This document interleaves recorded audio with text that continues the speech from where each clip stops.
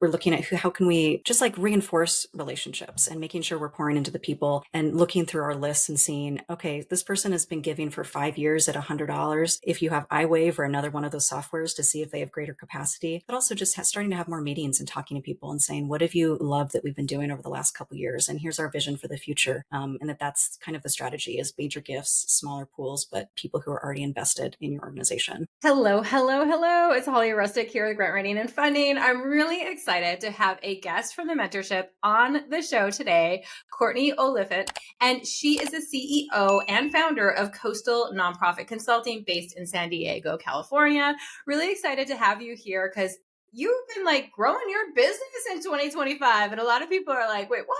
And you do grant writing, like all of the things. And yes, we're going to be talking about how you've been doing that, what kind of clients you serve, all of the things as you're growing out your agency. So welcome to the show, Courtney. Thank you so much, Holly. This is one of my favorite podcasts, so it's very weird and strange and wonderful to be on as a guest. So thank you for having me. I always love it when people are like, it's like a full circle, or like, I listened to it. Now I'm hearing myself. It's Totally. so weird. Yeah. Yeah. So good. And I'm glad you finally came out. I was like, yay, you booked. So I was like, this is great because it's a benefit we have in the mentorship. And I'm just really excited that to hear more about your story and that you can share with people listening out there. So without further ado, Yeah. I'm actually going to dive in. I really want people to know, like, tell us a little bit about your business, why you got into grant writing, like all of the fun stuff. Yeah, absolutely. Well, I've spent pretty much my entire career in the nonprofit sector. So I started out as a directing major in college in theater and was trying to stay close to the arts when I graduated. So I bounced around between everything from marketing to event design to bookkeeping. And finally, I fell into a role that required me to write a grant for my own salary if I was going to get hired. It was a very small company. And so I grew that company by over 300% over 7 years and became their managing director. And that's where I really cut my teeth on grants and kind of fell in love with it. So I was doing that up in Los Angeles for that time. And then during the pandemic, we had a big change in our family. We moved down to San Diego. And once we got down there, it was a little challenging to commute up to LA for this job that I still had. And I wanted to try and find something that was a little bit more local to my community. And I was balancing my two young kids at the time. We had a baby. And so it was just like ripe for a shakeup at that point, even though I absolutely loved the nonprofit that I was working with. So I saw a job posting for a grant manager, and I'd never really thought about niching down in that way. But when I started looking at the responsibilities, the 3-page job description, I was like, oh, I can do all of these things. This could be really fun to take off a couple hats and really focus in. So I ended up getting that job. It was an in-house job at a very large professional theater. And so I went from, a little itty bitty baby under 500,000 nonprofit to a 38 million nonprofit and all the learning that comes with that.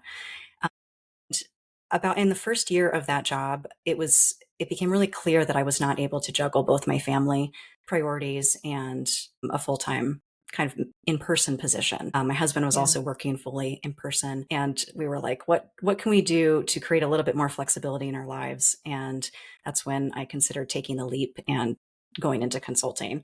So I ended up leaving that job with a hope and a prayer and was able to convert one of my in-house role client into a client while they Okay. looked to find a replacement for my role. So that was a really great learning experience and kind of set me off. And then I started to build clients pretty quickly over that first year. And it was all retainer based at that point. So I was coming in and doing full grant management, almost like fractional. And it wasn't until about a year into my business that I started thinking about it a little bit more strategically. And, what are the parts of the process that I really love?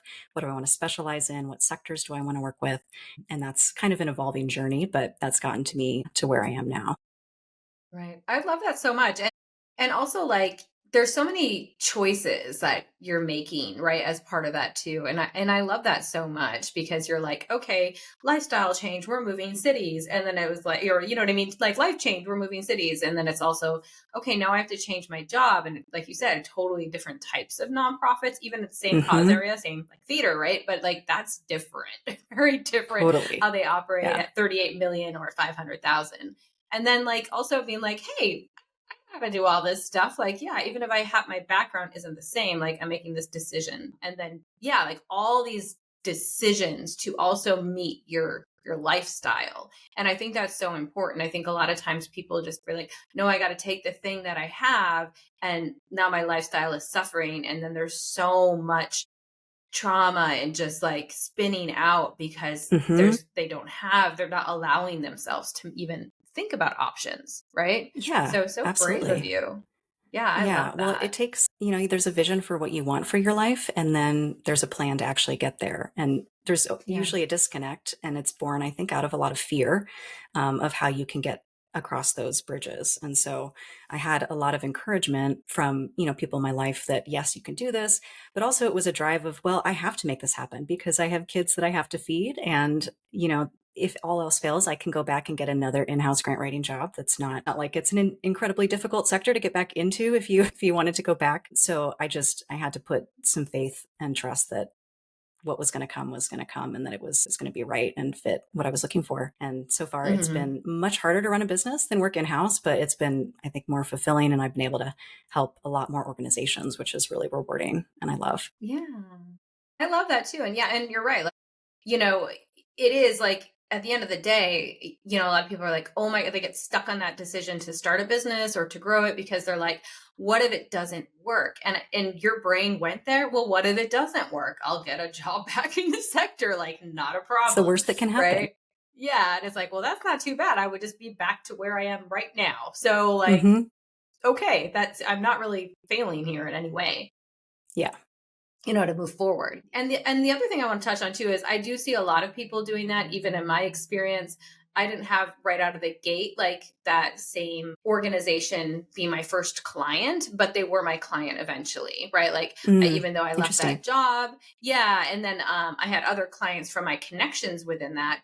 But then, like a couple years later, they came back to me because they knew like they were going through changes, and they're like, "But Holly was always institutional knowledge and knows where everything is, and these new people don't. We want to hire you as a freelancer." So I was like, "Cool, Mm, right?" So I mean, there's always that, and I think that's one of the easiest ways. I'm always saying, yeah, make your job your first time anchor client. Like it's one of the easiest transitions because they don't necessarily want to lose you either, and then there's some benefits you can give them, like okay, maybe it's not your full time salary they're paying you either, right? Like those kind of things, but then they don't get you every day either, right? In place. So if there's some give and take there, that's highly beneficial usually for the nonprofit and for you, right? So I'm yeah, glad that you did definitely. that. That's really cool.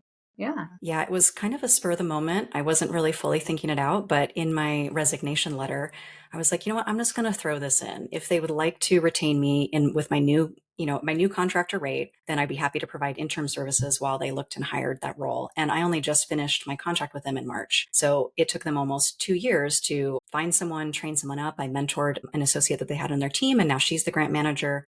So that was a really rewarding and fun experience because I still love the organization, and it was nice to continue on with them, but in a role that fit my lifestyle, my needs a little bit more. So in my case, it worked out really well. Love that. Yeah, and it's just like helping them find that because they know like you're that knowledge, you can keep it going. So there's not going to be any gap. So let's talk about. So you started it. You're like, okay, now I have my business. And where along the line were you like, okay, you said you started to think strategically, like you wanted to grow your business, and like you mentioned, there was some hard things, like and then you got into the mentorship. So let's talk about like what kind of how did you like go from freelancer to mentor or to like agency? Yeah, that's a great question. So just for context, I started my business in May 2023, and now we're recording the very end of July 2025. So it's a little over 2 years since I started.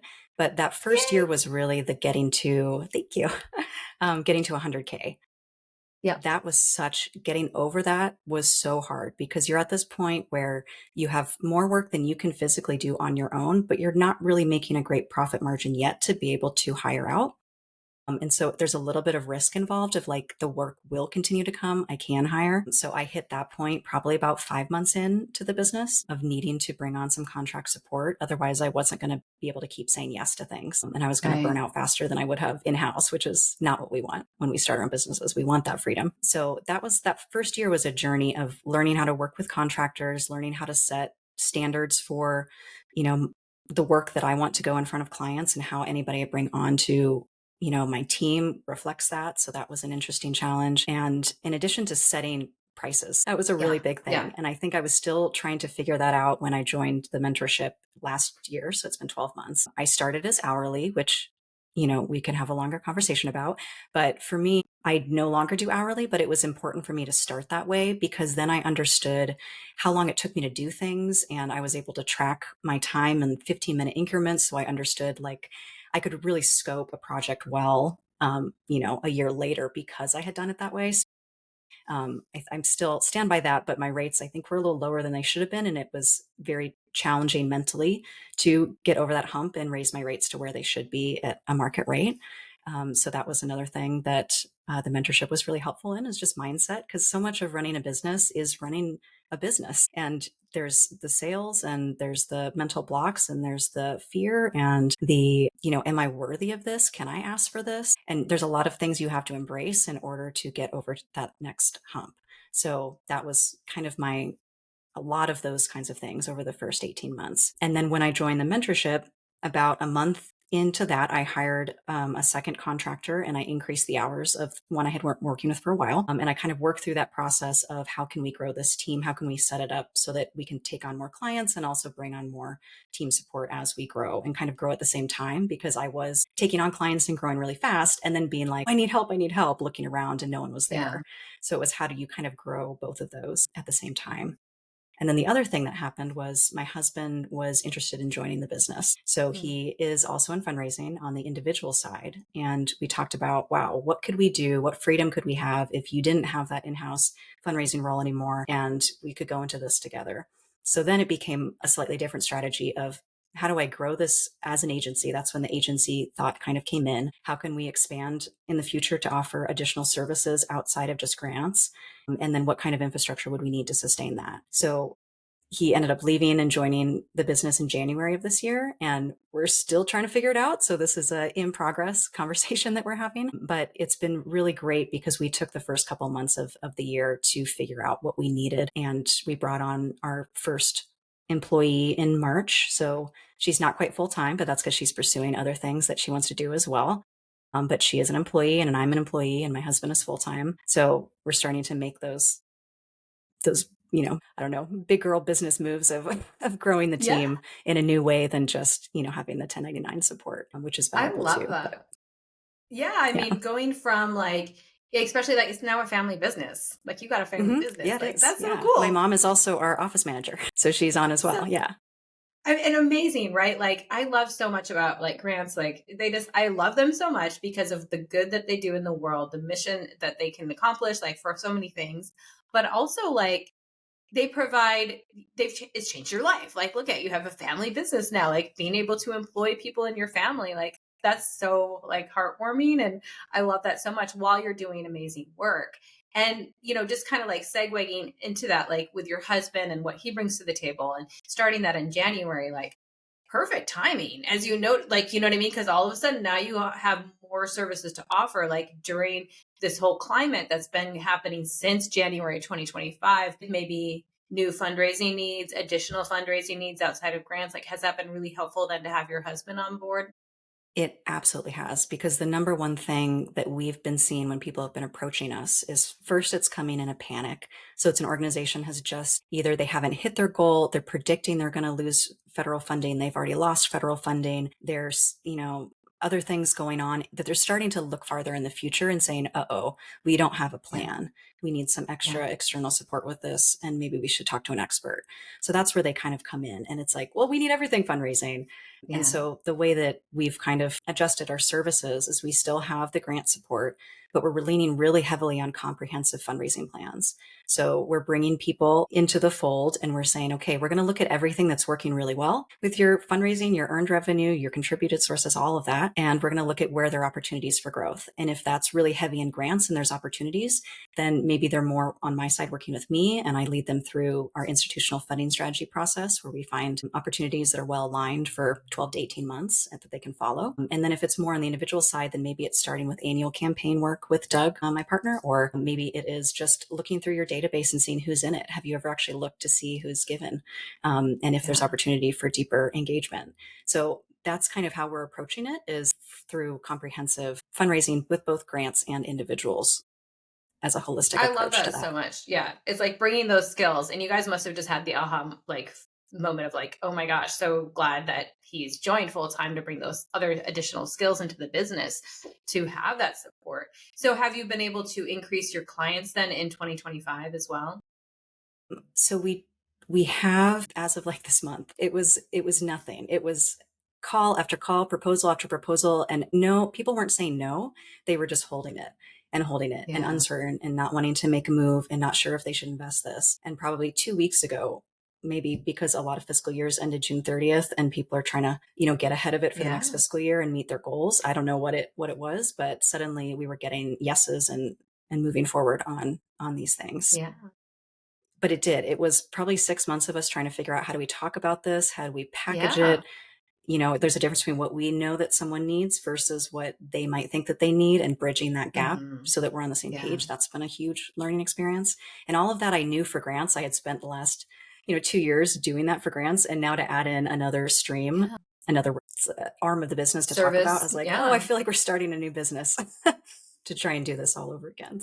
So yeah, you definitely, that can be, and it's a new service, right? It's a new service offering. And we're also seeing this too in the mentorship program. Like people are starting on online programs, like coaching programs, trainings, different offerings that they're doing because they're being agile as entrepreneurs are when their things start to change, right? And that's what we're seeing for grant writers in 2025. And it's coming to this thing of like, grant writing is not dead. Like we've already secured, I was just adding it up the other day. It's like, just in the first 6 months of 2025, because I want to say, like, what's happening? Like, is it impacting? Like, let's look at data Hmm. because people actually submit their grant wins and their client wins inside our programs.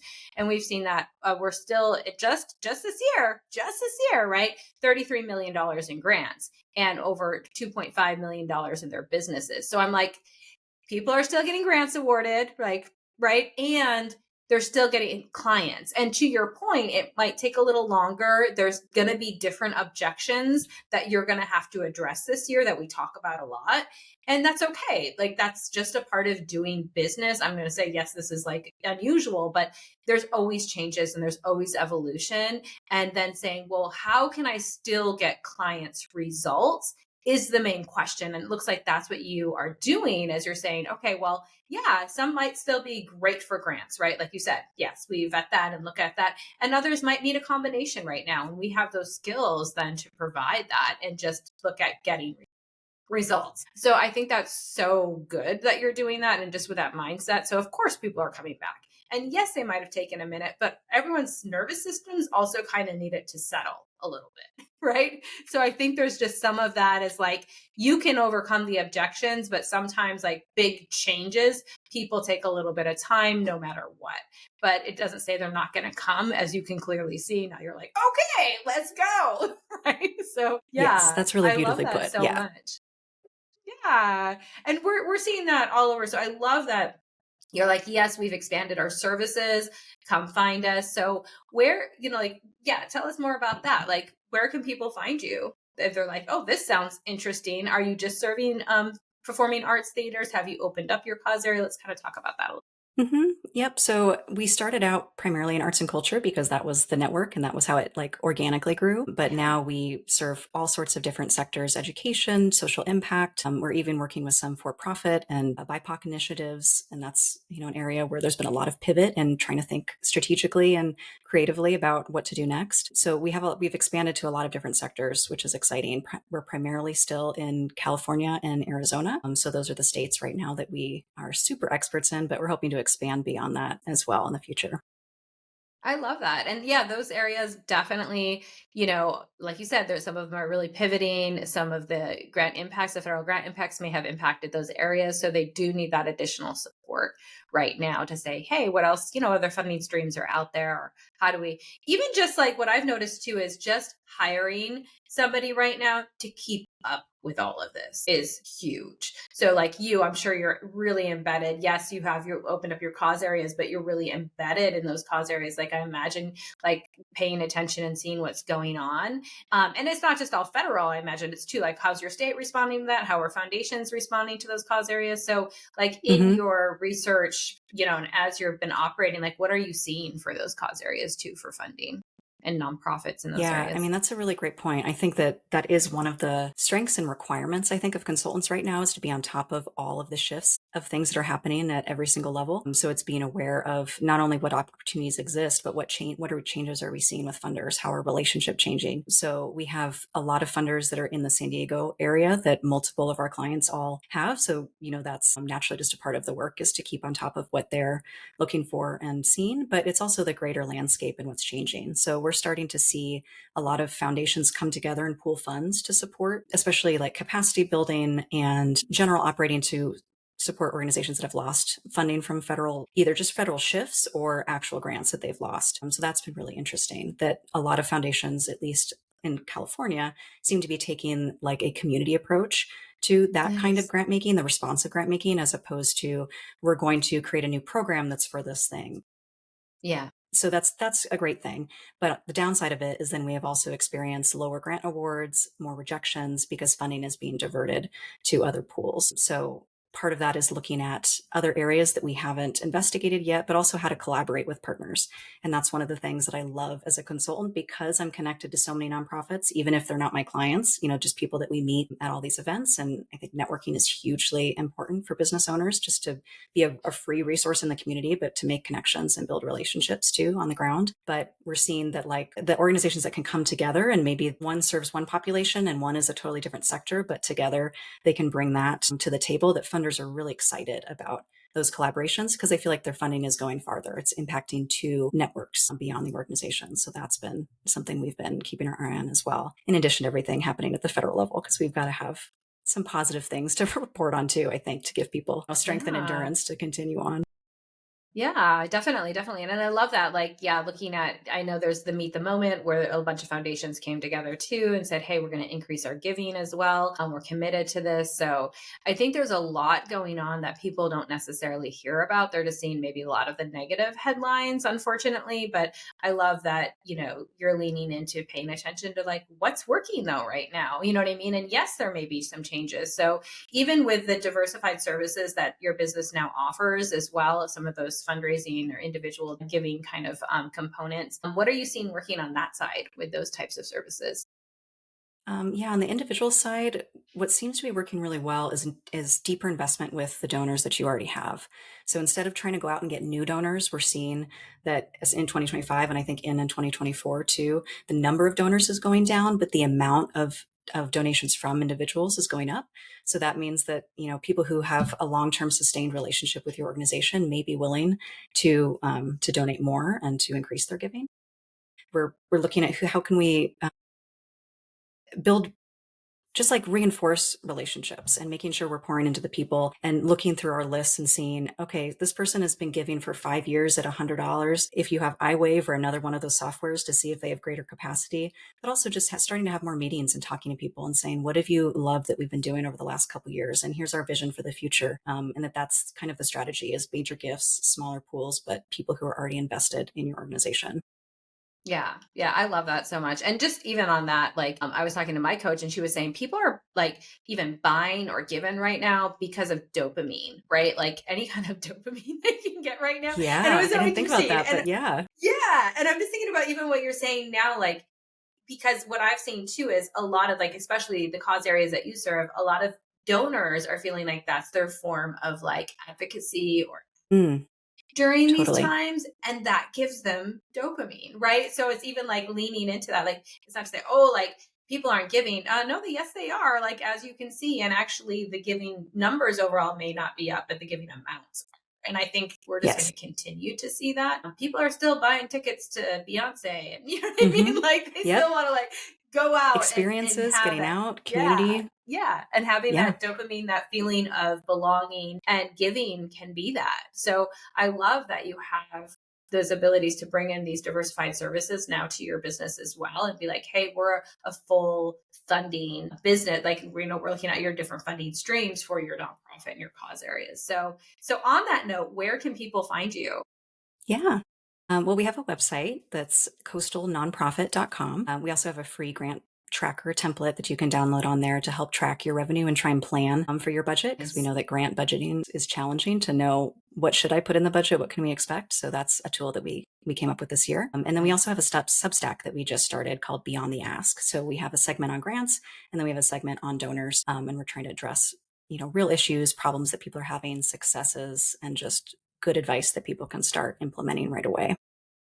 I love that. I love that. So if anything, y'all get on her newsletter, be watching for that because she's paying attention. You as your family business is paying attention to what's going on and how to build funding right now. And just being on that and getting that kind of information is going to save you so much time. So definitely get on Courtney's Substack. I love that. And then just real quick, because you're in the mentorship, we have a launch going on. I just also want to like, what are some just a couple of key things that may have helped you during this time within the mentorship? Yeah, absolutely. Yeah. Well, I'm now 12 months in, and I can say that a year ago, I was a solo shop and I had one contractor and another one I was interviewing. And now I have a crew of part time contract support. We have an office manager, grant writers and researchers, project coordinator. And then we have my husband, myself, and then a grant manager who's taking on a handful of clients as employees. So that is huge growth in Amazing. terms of that. And I couldn't have done it without the support of the community, but also just the resources in the mentorship. And knowing what you don't know, is one of the Yeah. biggest things and can get you into sticky trouble. So it's always great to have, like, I'm going into this, I don't know what I'm doing. And having the resources and support at your fingertips is just a game changer, especially for scaling fast. And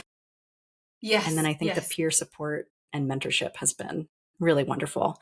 The Oh, the weekly community is meetings great. that you do, even though I'm Yeah. not able to attend as much as I'd love to, it's so great that that is happening at that frequency. I think it's really needed to stay on top of the shifting landscape, how fast everything moves, and then having other people share their struggles and help, others while they're helping you is just really great. I love that so much. I don't even in the green room, I was like, did you know so and so is also in California? And you're like, oh, I didn't know. And I was like, yeah, there's like four of you. Like, I knew this one was, and you're like, yeah, we're like, okay, yeah. So it's Yeah, such the a real life good group to connections like, are oh great. yeah, yeah. And then just the referrals that come from that. Like all the Yeah, time. that Like just the too. other day, someone was like, hey, I don't write these types of grants. Who does? Who wants this? Or I don't serve these type of Yes. nonprofits. It's So just many I'm out or whatever. opportunities. So people are like, yeah. Yeah. Well, I love that so much. So thank you again for coming on today's podcast. And it's so fun that you've seen the podcast and you're like, this is one of my favorite podcasts and now I'm on it. So I always love that full circle. But I love your growth too, and just that you keep betting on yourself and you're just, you keep growing. So I think that's just so amazing because it's not just financial growth or like growing your business numbers, but growing as an individual, right? Like growing and changing and embracing and just being braver in the world. So I think that's such a cool thing. So thank you for all the work that you're doing, and y'all like get a hold of Courtney, especially if you're in these cause areas. If you're in California or Arizona, definitely reach out to her at Coastal Nonprofit. So thank you again for Courtney for coming on the podcast, and I will see you back inside the mentorship. Thank you so much, Holly. Appreciate it. It's so fun to be on.